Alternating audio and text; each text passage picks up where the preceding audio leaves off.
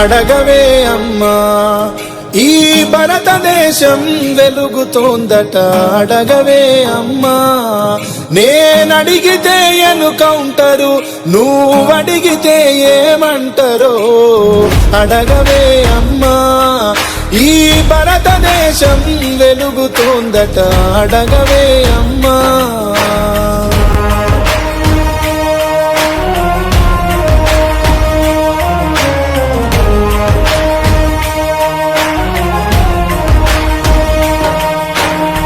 ఉన్నవాడు మేడ మీద మేడలెన్నో కట్టుతుంటే పేదవానికున్న నీడ నేల కూలి చెదురుతుంటే ఇదే నా దేశం మారిన తీరు చూడవే పేదల కలిపోరు రాజ్యమున రాజకీయ జెండాలు తప్ప మరేది మారదే అడగవే అమ్మా ఈ భారతదేశం వెలుగుతోందట అడగవే అమ్మా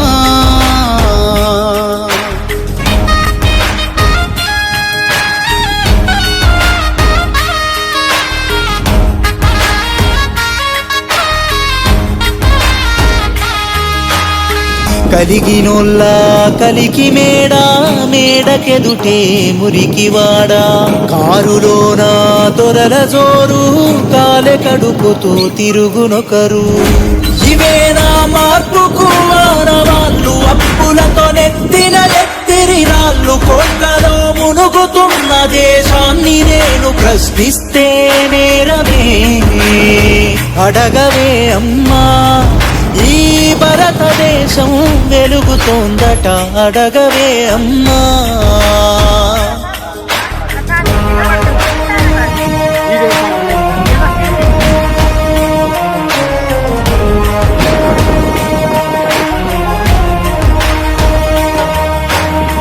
కర్మగాలి వ్యాధులొస్తే కర్మకాండే మార్గమాయే మధ్యతరగతి మనిషి బతుకు దవాఖానలో దహనమాయే ప్రాణంకు విలువన్నది లేదమ్మ ఓటుకే పరిమితమైనది జన్మ మార్పుకు పునాదోలే ఈ శవాలన్నీ వేస్తారో అడగవే అడగవే అమ్మా ఈ భారతదేశం వెలుగుతోందట అడగవే అమ్మా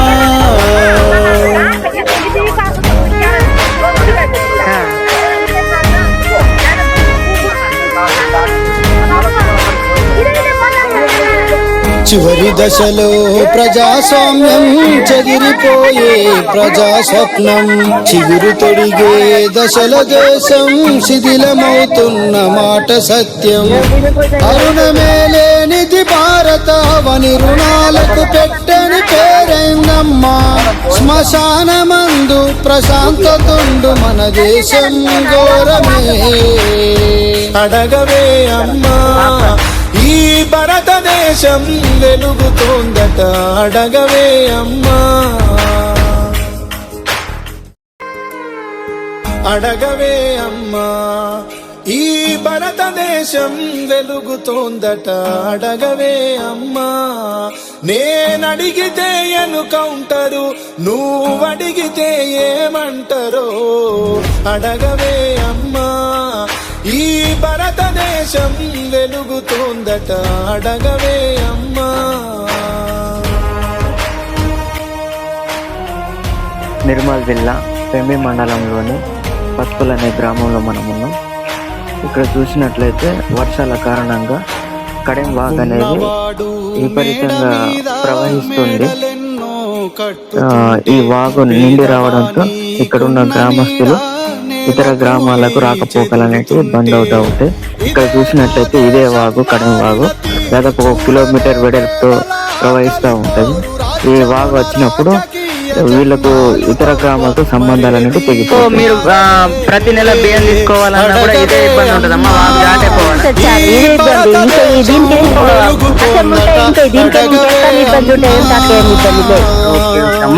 అయితే మొన్న రీసెంట్ గా మీ ప్రాంతం నుంచి ఒక అతను చనిపోయాడని తెలిసింది మాకు.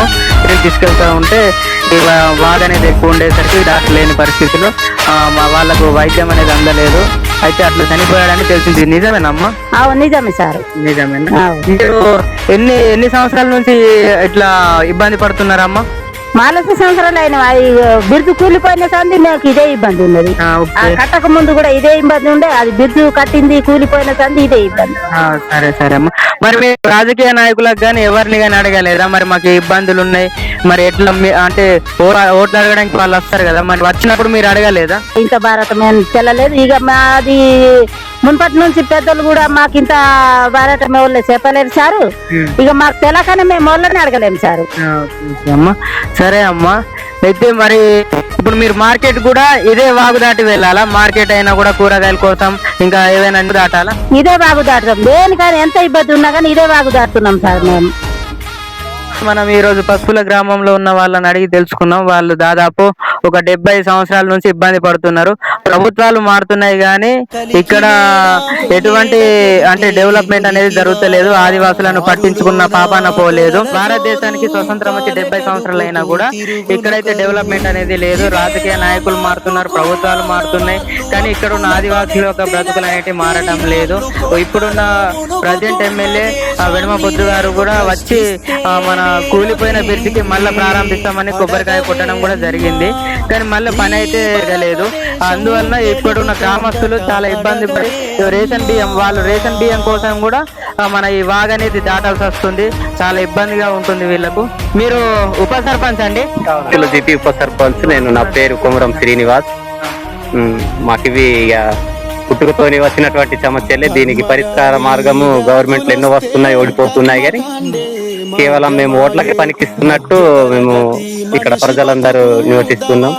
లేకపోతే ఇది పసుపుల అనేది ఇప్పటికి కొత్తది కాదు. ఇది ఎప్పుడో మా తాతల నుంచి కూడా ఉన్నదే. ఇది కొత్తదేం కాదు. కాకపోతే ప్రభుత్వాలు మారుతున్నాయి కానీ మా బతుకులు మాత్రం ఇక్కడే ఆగి ఉన్నాయి. అది బ్రిడ్జ్ కట్టినట్టు కట్టేసిర్రు, ప్రభుత్వం ఇచ్చింది కట్టేసిర్రు, కానీ అది మరి అది ఎవరి వల్ల, పాలకుల వల్లనా మరి నాయకుల వల్లనా లేదా అది సరిగ్గా పనిచేయకపోవడమా ఏంటిది అనేది కూడా ఎవరు దాన్ని కనిపెట్టి చెప్పలేదు. ఇక వాస్తవానికి వాగు చాలా పెద్దది, వర్షాలు పడి దాన్ని లేపేసింది. మా గతి ఇంతట్లోనే సాగుతుంది. ఈ భారతదేశం వెలుగుతోందట అడగవే అమ్మా. నేనడిగితే ఎన్కౌంటరు, నువ్వడిగితే ఏమంటారో అడగవే అమ్మా. ఈ భారతదేశం చూసారు కదండి, ఇంతకు ముందు మన ఉప సర్పంచ్ గారు చెప్పిన విధంగా మరి పాలకుల లోపమా, మరి వారి అదృష్టమా, మరి దురదృష్టమా అర్థం కావట్లేదు. దశాబ్దాలు మారుతున్నాయి, రాజకీయ పార్టీలు మారుతున్నాయి, నాయకులు మారుతున్నారు, కానీ వీళ్ళకున్న సమస్య మాత్రం తీరడం లేదు. శిథిలమవుతున్న మాట సత్యం. అరుణమేలేనిది భారత వని రుణాలకు పెట్టని పేరైందమ్మా. మరి ప్రభుత్వాలు వీళ్ళ సమస్యలు తీర్చాలంటే మరి వీళ్ళు ఏం చేయాలి? అడగవే అమ్మా. ఈ భారతదేశం వెలుగుతోందట అడగవే అమ్మా. ఈ భారతదేశం వెలుగుతోందట అడగవే అమ్మా. నేనడిగితే ఎన్కౌంటరు, నువ్వడిగితే ఏమంటారో అడగవే అమ్మా. ఈ భారతదేశం వెలుగుతోందట అడగవే అమ్మా.